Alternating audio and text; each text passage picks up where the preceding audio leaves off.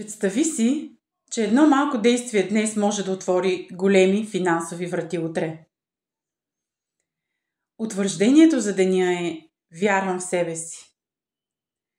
И отново имаме 20 000 лева, които да изхарчим в мечтите си, в тетрадките. А за ритуала избери няколко монети. Няма значение дали са жълти или бели стотинки, по лев-два, и ги вложи в потока. Това може да бъде пазар, магазин или място, където се движат много хора и пари.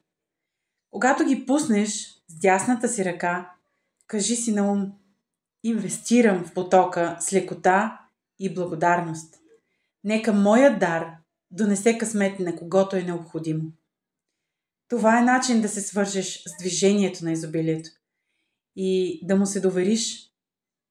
Напиши в коментарите "Вярвам в потока" и нека заедно продължим напред по този път към изобилието.